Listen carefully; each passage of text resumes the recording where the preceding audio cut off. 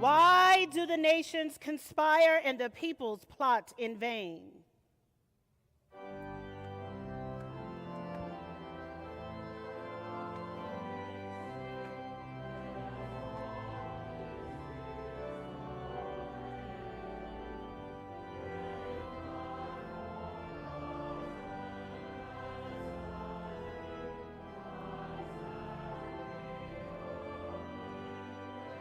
The kings of the earth set themselves, and the rulers take counsel together against the Lord and his anointed, saying, "Let us burst their bonds asunder and cast their cords from us."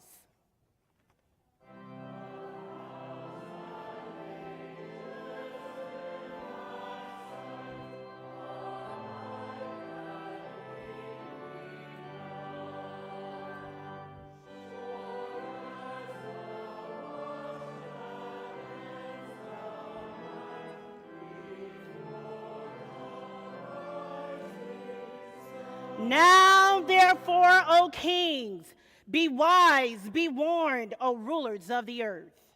Serve the Lord with attentive awe. Give homage to God, for God's wrath is quickly kindled. Blessed are those who run to take shelter in the Anointed One.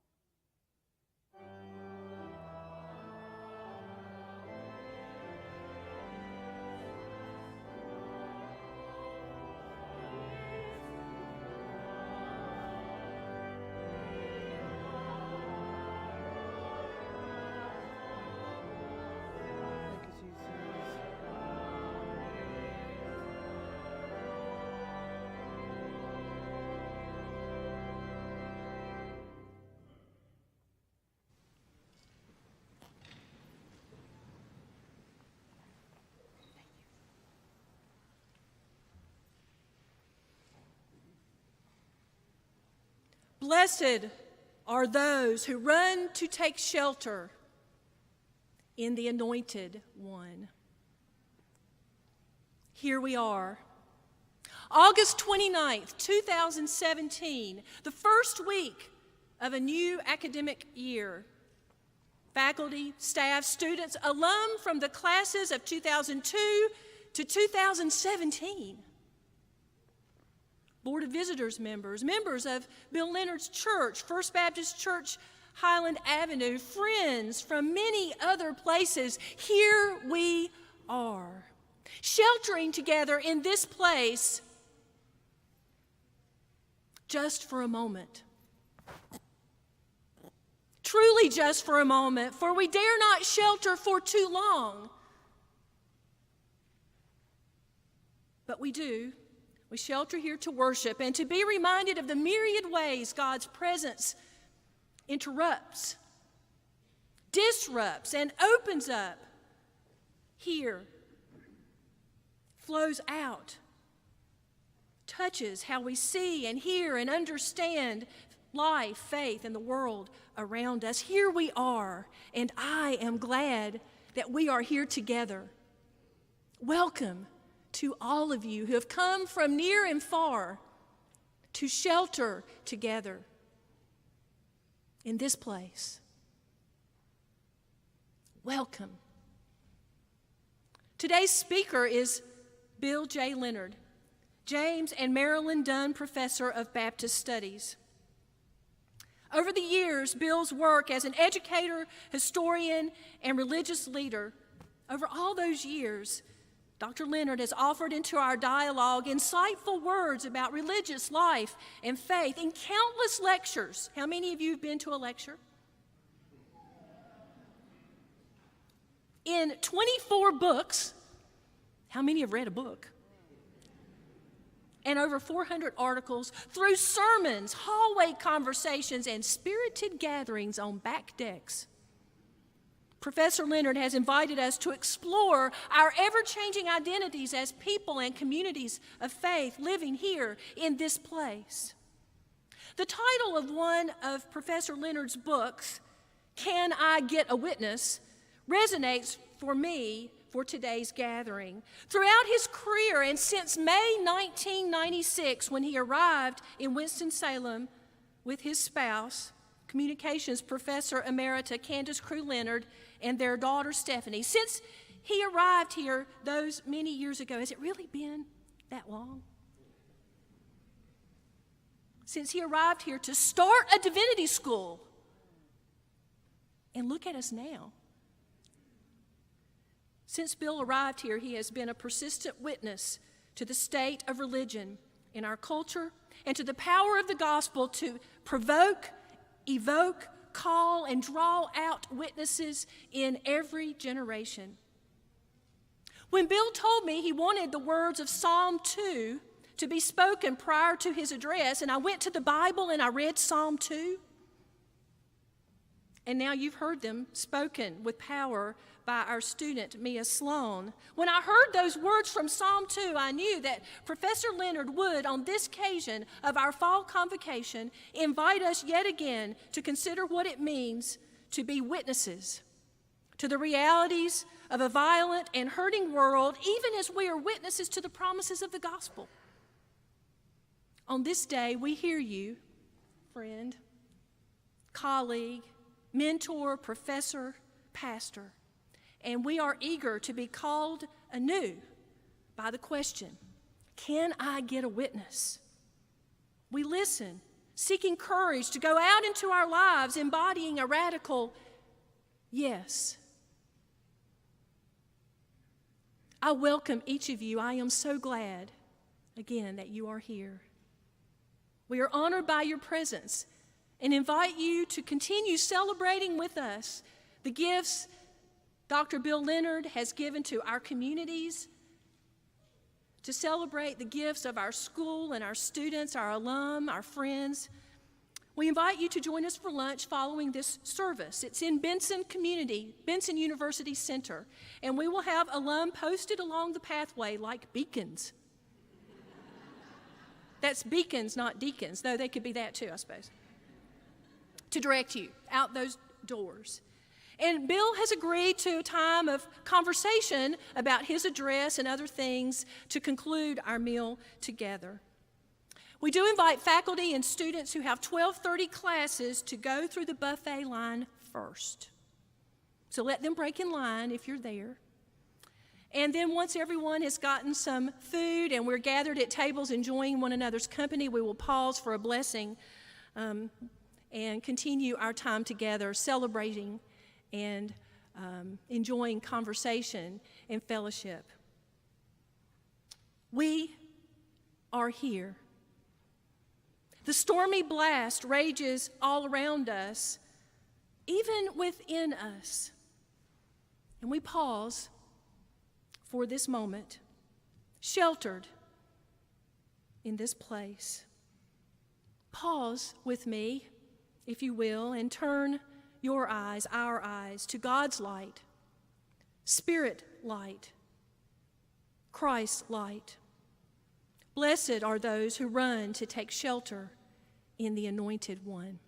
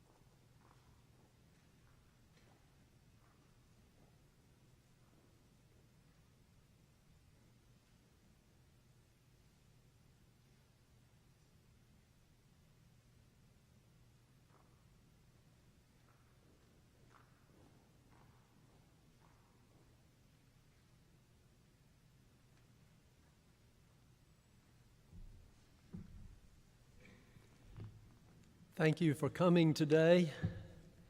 There are people here who cover my life pretty well, and I'm honored to see each one of you.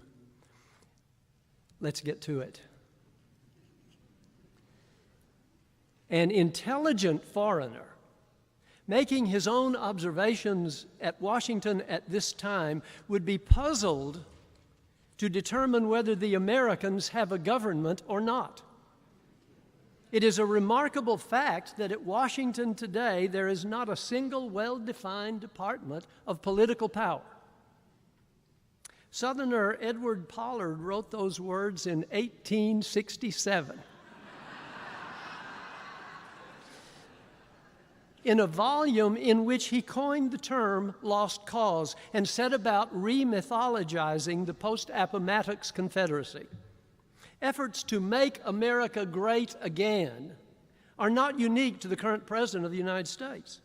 In almost every era of our country's history, someone has lamented the departure of American greatness, fretting that national oblivion, if not divine retribution, was at hand. Still others, dissenters mostly, continually warn that claims of greatness themselves betray a certain national hubris, a blindness to promises made but not yet kept. Their dissenting mantra might be, making America great again for the first time. The rhetoric of America as a redeemer nation was there from the start, and exceptionalism often linked to a covenant with the divine, particularly among certain Protestant immigrants. Boston Puritan John Winthrop's 1630 treatise, A Model of Christian Charity, declared, "We shall find that the God of Israel is among us, when 10 of us shall be led to resist 1,000 of our enemies, when he shall make us a praise and glory, for we must consider that we shall be as a city set on a hill. The eyes of all people are upon us." American history is filled with exceptionalism and lost causes, sources of national and regional identity, repeatedly mythologized, demythologized, and remythologized. A myth, Mark Schorer wrote, is a large controlling image that gives philosophical meaning to the facts of ordinary life, that is, which has organizing value for experience. Myths give meaning to our common existence. They tell us who we are, where we fit, and where we don't. Today we explore the religious roots and contemporary implications of two mythic elements of national and regional distinctiveness: Redeemer Nation exceptionalism and lost cause religion. American exceptionalism, Godfrey Hodgson writes, is the idea that the United States has a destiny and a duty to expand its power and the influences of its institution until they dominate the world. Religionists from Jonathan Edwards to Joel Osteen, and that's a long way, have understood that mission as divinely ordained. The myth of American exceptionalism continues, Ian Terrell notes, but it does not rest in one particular creation story, but is more akin to a cluster of stories that provide support for, his words, pseudo-analytical judgments about American national identity. But such mythic identity may not hold forever. There are always prophets and other dissenting weirdos who challenge them on the spot. Myths that write people in often write other people out.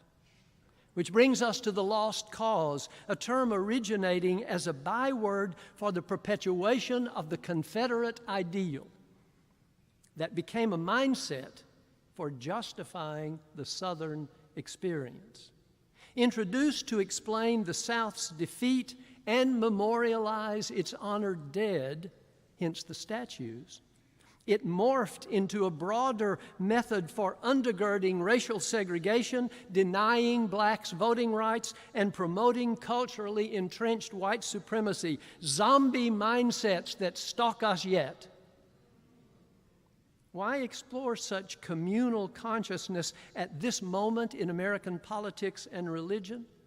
Well, 3 months ago, when I proposed this topic, It seemed important because 7 out of 10 Americans, regardless of political affiliation, say that the land of the free and the home of the brave is losing its sense of shared identity and even a minimal consensus on who we are and what holds us together. Right now, a single word defines the importance of today's topic: Charlottesville. The rise of religion-related hate crimes, white supremacy rhetoric, KKK rallies, and race-based deviations in voting laws suggest that some of the worst lost cause-oriented ideologies are not lost at all in 21st century America. Recalibrating multiple myths of American democracy was at the heart of Donald Trump's election.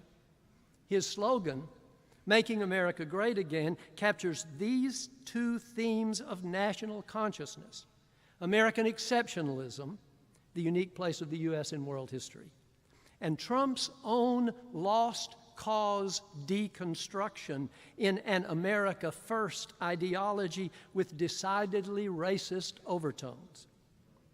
Many of the 81% of evangelical voters who supported Trump apparently hoped he would renew America's divine entitlement as Redeemer Nation, restoring the country's faith foundation in Christian orthodoxy and morality. Franklin Graham, a son of the great evangelist, touted Trump's election as evidence of a divine hand, while Dallas pastor Robert Jeffress compared Trump to Nehemiah, who built a wall to protect Jerusalem. Others, however, like North Carolina pastor William Barber, challenged that vision, warning against those who, I'm quoting, "deny the God-given humanity and human rights of individuals and then stack the courts to protect them and their power and then put pornographic sums of money into the political structure in order to dominate it." Barber concluded, "I tell you, Caesar still lives."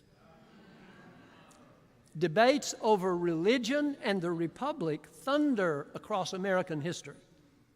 Is America a Christian nation, a Protestant nation, a Judeo-Christian nation, a nation grounded in 3 great Abrahamic faiths, a post-Christian nation rapidly going secular, or a materialistic banana republic that uses religion as political sound and fury, signifying nothing? American chosenness, Ernest Lee Tuvson wrote, had 2 kinds of expectations for early settlers: America as New Rome and as promised land of a chosen people. As New Rome, America would compete with historically superior cultures in matters of literature, art, and overall cultural ascendancy. As chosen people, it would resist old world political and theological corruption, forging at last a true Christian civilization and nationhood.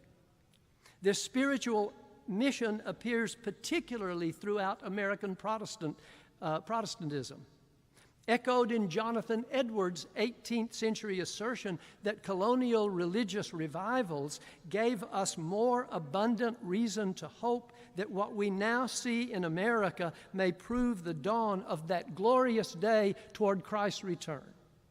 In his 1835 treatise, A Plea for the West, preacher-educator Lyman Beecher insisted that all the existing signs corroborated Edwards' belief that the millennium would commence in America and that the country had achieved, again a quote, "the moral power to evangelize the world." 20th century evangelical leader Harold Ockenga reaffirmed that calling as divine, declaring in a 1943 sermon, "The United States of America has been assigned a destiny comparable to that of ancient Israel, which was favored, preserved, endowed, guided, and used by God." Yet dissent over the Redeemer Nation metaphor also was present from the beginning, personified by the quintessential American dissenter, Roger Williams. Williams was clear. There are no Christian nations, only Christian people, bound to Christ not by citizenship, but by faith.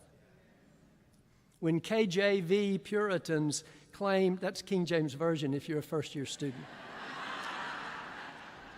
When KJV Puritans claimed Psalm 2, verse 8, "Ask of me, and I shall give thee the heathen for thine inheritance, and the uttermost parts of the earth for thy possession," as Redeemer Nation proof text, Williams responded for himself and the Native Americans with whom he lived and worked, the Pequods. He wrote these verses.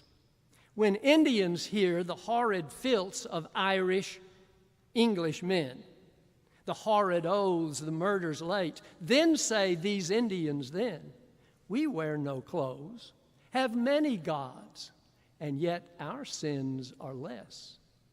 You are barbarians, pagans wild, your land's the wilderness."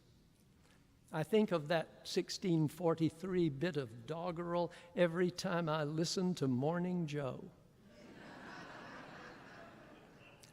Williams' own critique of national chosenness was based on the idea that whenever a nation claims to be elected of God, some citizens always get left out, either because they're not Christian or because they're the wrong kind of Christians.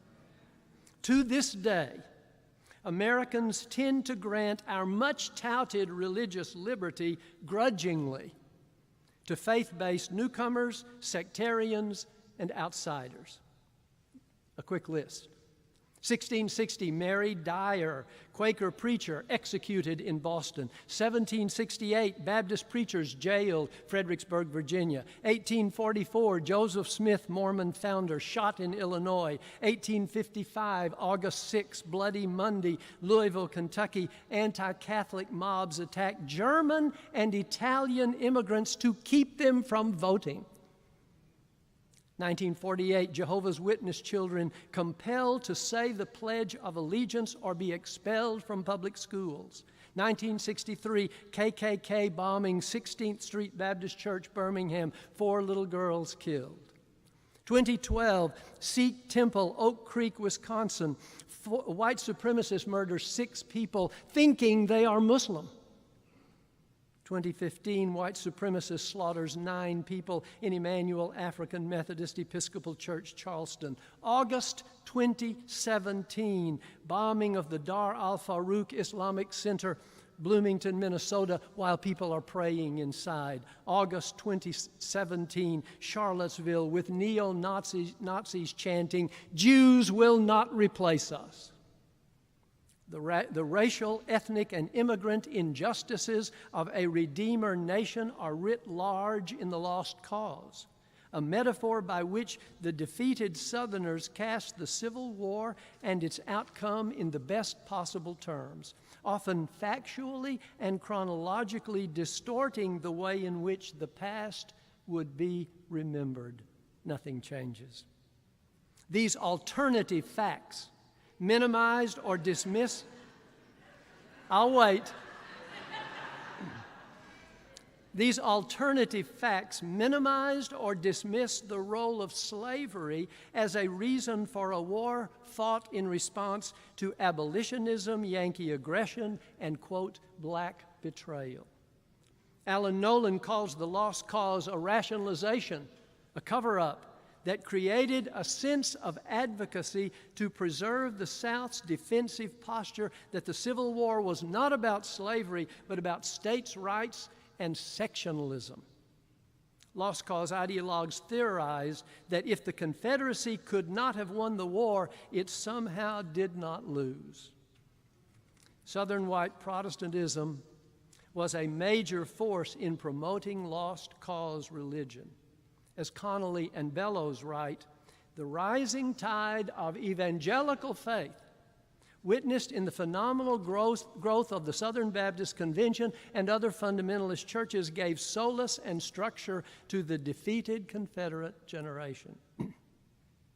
In his wonderful book, Baptized in Blood, Religion of the Lost Cause, Charles Reagan Wilson writes that as guardians of the region's spiritual and moral heritage, Southern ministers used the lost cause to buttress this heritage.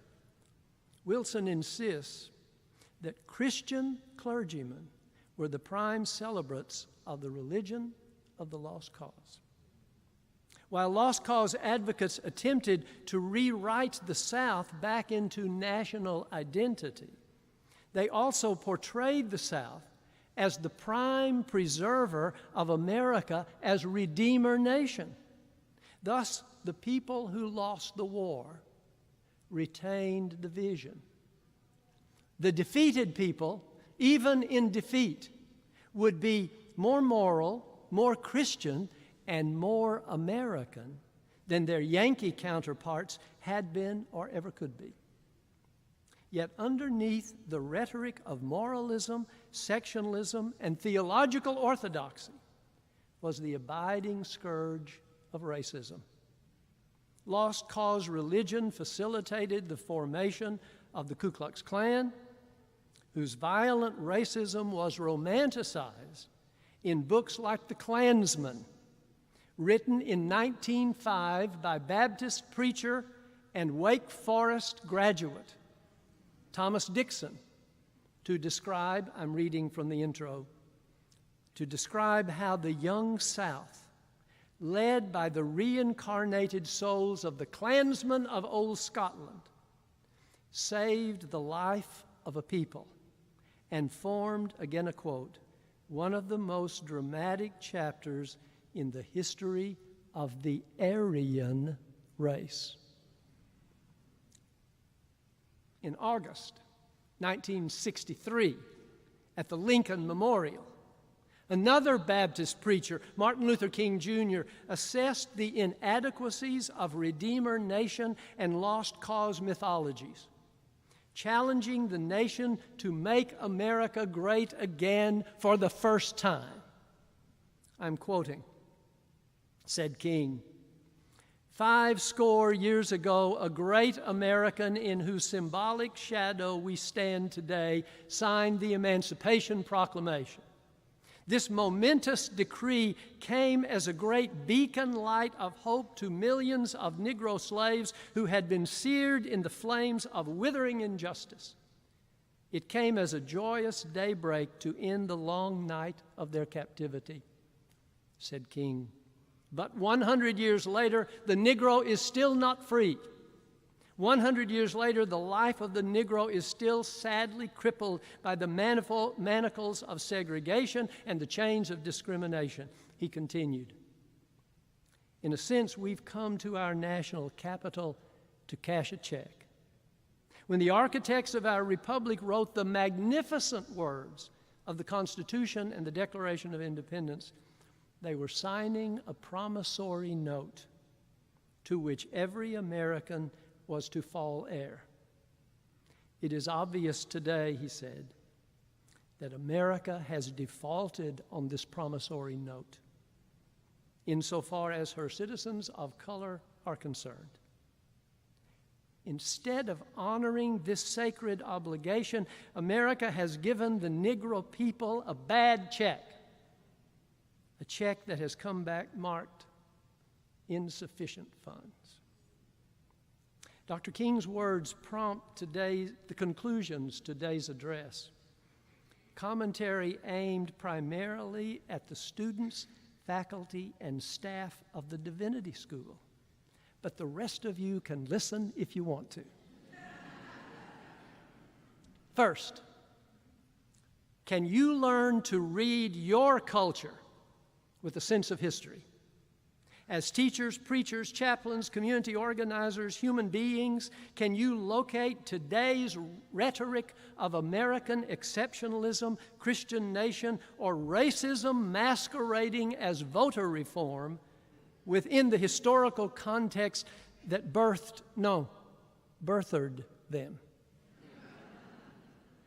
Can you understand and analyze the roots of white supremacy, internet racism, neo-Nazism, and anti-Semitism, distinguishing alternative facts from alternative interpretations? If we don't provide you with academic and gospel tools for doing that, we will fail you badly in this divinity school. Second, can you distinguish between Christian conviction and culture prejudice, particularly when using the Bible for support? Many elements of Redeemer Nation and Lost Cause religion were rooted in perverse, distorted, immoral, unethical, crooked biblical hermeneutics. I ran the thesaurus to get that list of words. Interpretive methods that gave proof text for supporting manifest destiny exploitation of Indians, chattel slavery, Jim Crow separatism, and white privilege. Such bastardized biblicism. I'm retiring next year. I can talk like that.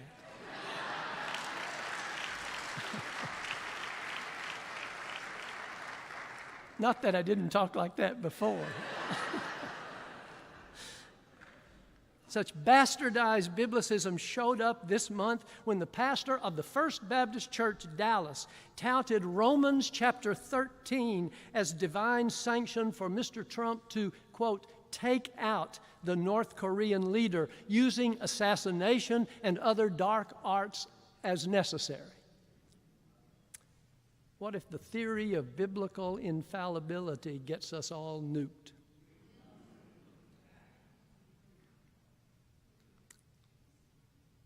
Third, can you confront gospel dissent, contesting the ways in which religious communities cut deals with culture?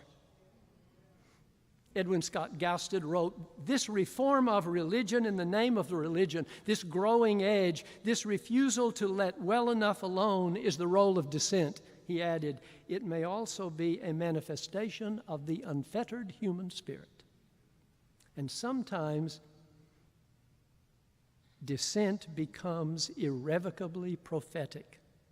Wonderful new book, Kathleen Kaveni writes that prophets provide a kind of moral chemotherapy, a brutal but necessary response to aggressive forms of moral malignancy in the church and in the world. Be ready to dissent at a moment's notice, but be prophetic when injustice is so rampant that if you don't speak, the stones will cry out.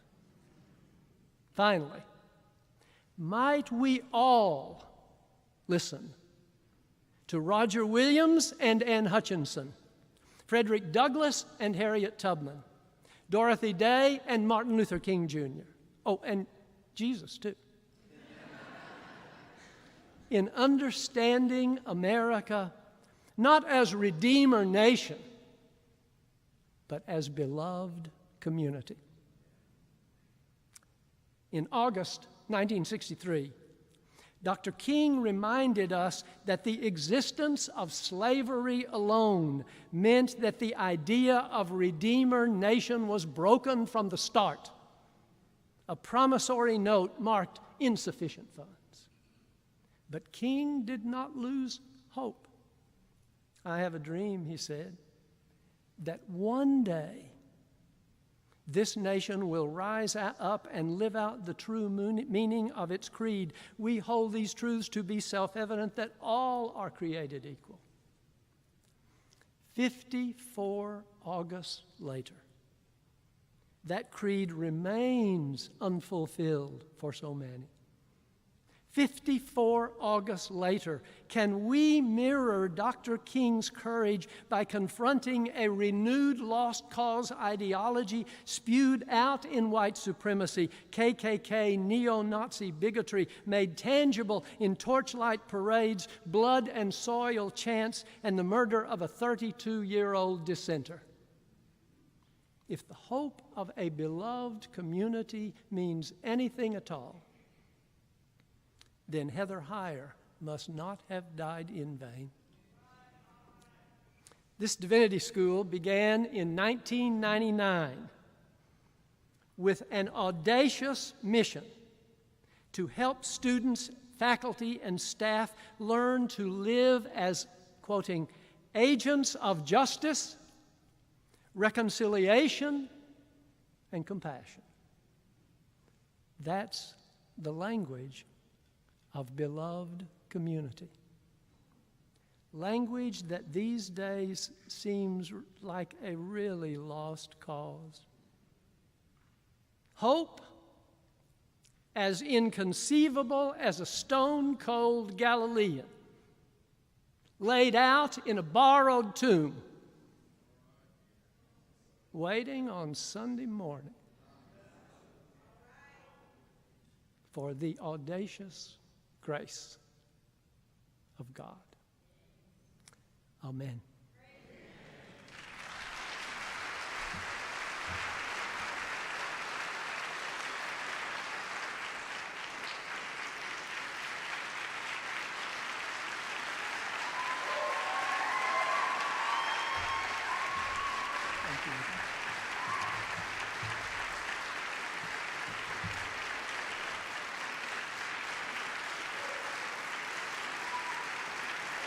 Thank you.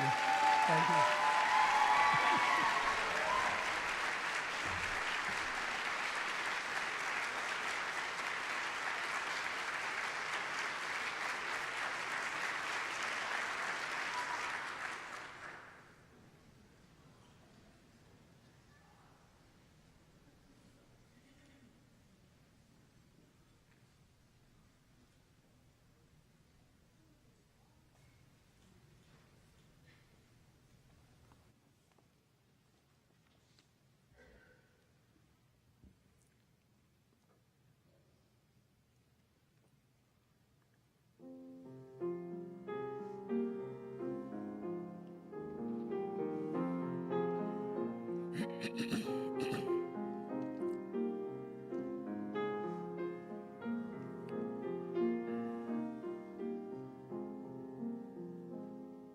Shelter me, O God. Shelter me, O God. Hide me in the shadow of your wings. Hide me in the shadow of your wings. Shelter me, O Shelter me, O God. Hide me in the Hide me in the shadow shadow of your wings. Shelter me, O Shelter me, O God. God. Hide me in the Hide me in the shadow of your wings. Shelter me, O Shelter me, O God. Hide me in the shadow of your wings.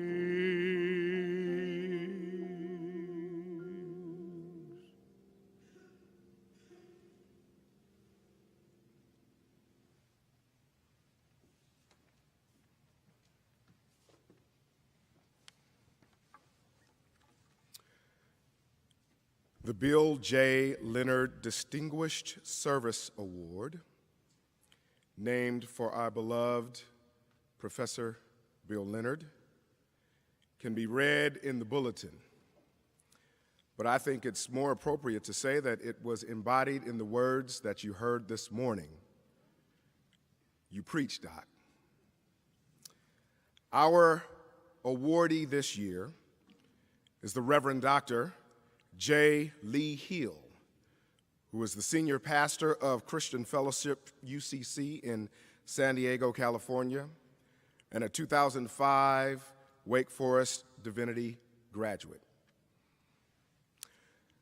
In 2011, when I arrived here, I received a random message on Facebook. And as many of you know, you got to be careful with those random messages on Facebook. But it was one from a brother whom I did not know, who we honor today, congratulating me for my appointment here at the Divinity School. What I found most interesting is how he graciously, not knowing me, responded to the many folks who were like, "Who is this dude? We've never heard of him." What he articulated there showed me the pastor's heart, who saw fit to articulate what this school in his mind needed and what this world needs to, in fact, create a better space for all. He is a pastor, preacher, prophet, philosopher, public theologian, scholar, social justice advocate, husband, and father. His accolades are many, and we clearly do not have time to articulate many of them, but I want to mention just a few. He was the former co-president of the Interfaith Center for Worker Justice in San Diego, an organization that represents clergy, synagogues, churches, mosques, faith and justice organizations, and individuals who feel called by their perspective and religious traditions to work for justice and stand up for the poor and the marginalized.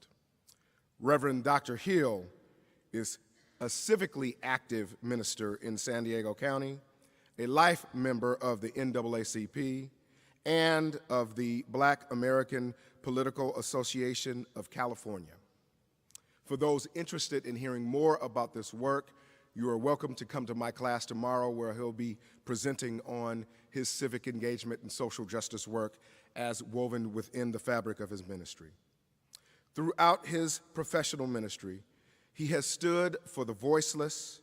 He has equipped and empowered believers to trust in the transformational power of God at work in their lives. And he has been recognized by Ebony Magazine among the, quote, Ebony Power 100, end quote, as an emerging leader in the field of religion in 2010. I now ask for the good Reverend Dr. J. Lee Hill to join me here on the platform.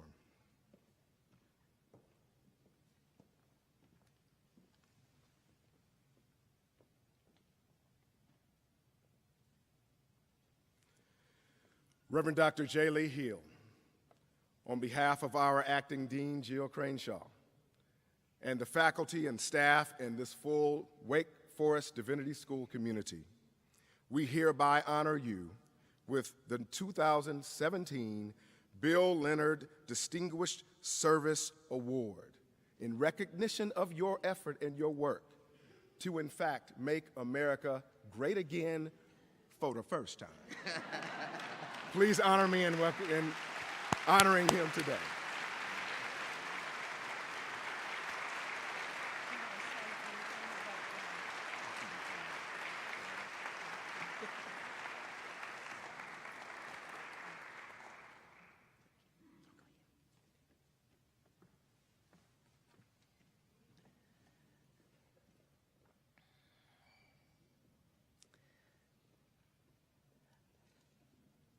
Again, it is so good to have all of you here, and I want to, again, invite you to lunch in the Benson University Center. Go out those doors and follow the various guides that we will have along the way. We will have a chance to hear a response from Reverend Hill, some comments from Bill in conversation, and conversation with each other. I'm so excited to catch up with all of you, many of whom I've not seen for a very long time, and I think others on our faculty and staff feel likewise.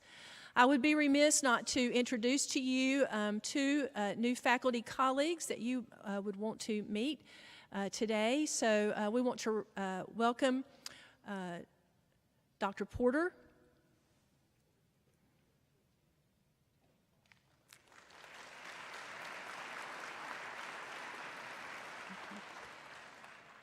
Dr. Taylor Porter is here with us and is going to do some work with us in Episcopal studies, among other things. And I also want to introduce Dr. Melva Sampson.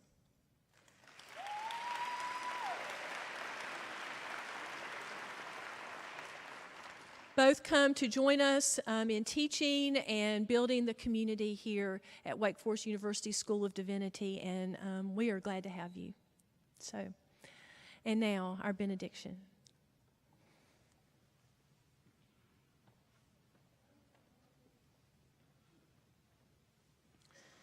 Again, my great thanks to so many of you who have come today, who have been so much a part of so many segments of not only my life, but the life of my family, and I'm deeply honored by that. We go out to be the people of God in the world. May we bow for this benediction. Now go in peace. And as you are going, know this. By the grace of God, you were brought into this world.